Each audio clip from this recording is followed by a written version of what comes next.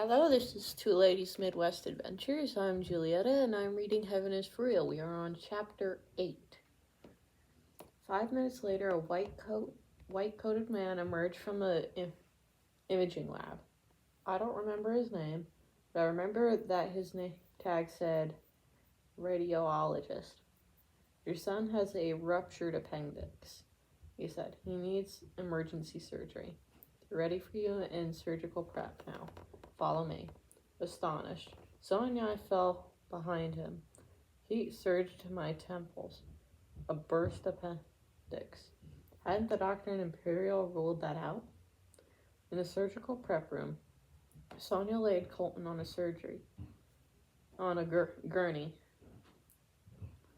kissed his forehead, and stepped away as a nurse closed in with an IV bag and needle. Immediately, Colton began to scream and thrash.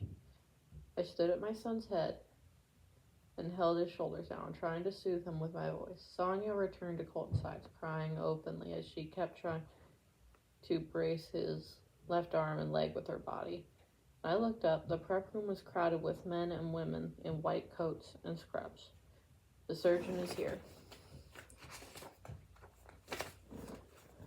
One of them said gently, "If you'll step out and talk with him, we'll take over in here."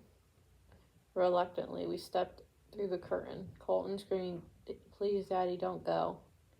In the hallway, Mr. Timothy O'Halloran waited for us. Dr. O'Halloran was the doctor who had performed the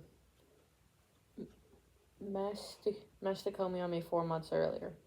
Now his features were set in grim, horizontal lines. He didn't waste words. Colton's appendix has ruptured. He's not in good shape. We're going to go in and try to clean him out.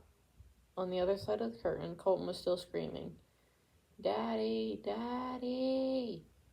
Gritting my teeth, I shut out the sound and tried to focus on the doctor. We asked about a burst appendix in Imperial, Sonny said. They ruled it out. My brain skipped over the past and looked toward the future, angling for hope. "How do you think he'll do?" I said. "We've got to go in and clean him out. We'll know more when we open him up." The spaces between his words rang in my ears like alarm bells. Colton's screams rang out down the halls. In response to a direct question, the doctor had specifically not given us any assurances. In fact, the only thing he said about Colton was that he was in bad shape. My mind flashed back to the moment Sonia called me in Greeley from Imperial to tell me Colton's fever had broken, and they were on their way. What had seemed like an end of a stomach flu had more likely been the first sign of a ruptured appendix. That meant poison had been filling our little boy's belly for 5 days. That tally explained the shadow of death we saw on him now, and that explained why Dr. O'Halloran had not offered us any hope. Doctor nodded toward the noise spilling from the prep room. "I think it'll work better if we take it back to surgery and sedate him, then put in the IV." He stepped over to the curtain, and I heard him give the order. A few moments later, 2 nurses wheeled the gurney through the curtain. I saw Colton withering. He twisted his tiny form, turning his head until he locked on me with stricken eyes.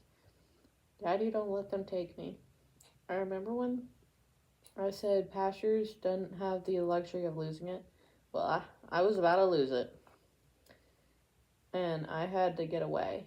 After talking to the doctor, then scribbling my name on what seemed to be hundreds of insurance forms, nearly running, I found a small room with a door, and ducked in. I slammed it shut behind me. My heart raced. I couldn't get my breath. Depression, anger, and frustration washed over me in waves. Seemed to squeeze away my breath.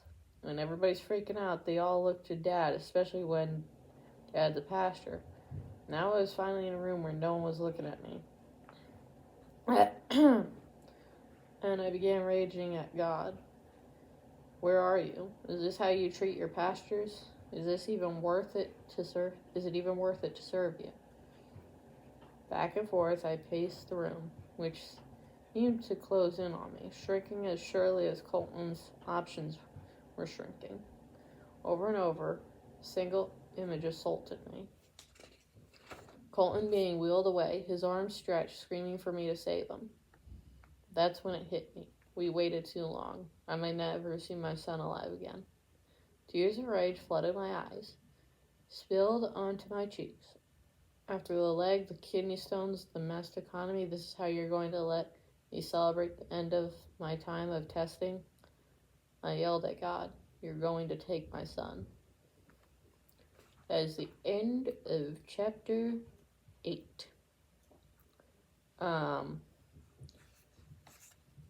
Like and subscribe so we can get to 1,000 subscribers to start beekeeping. Jenny, what was the rest of it? Make the world a better Place one person, one moment at a time. And I believe that's it, other than Nicole's cats and the bees. All right, Nicole's cats and the bees. Bye. Like and subscribe so we can get to 1,000 subscribers so we can start beekeeping.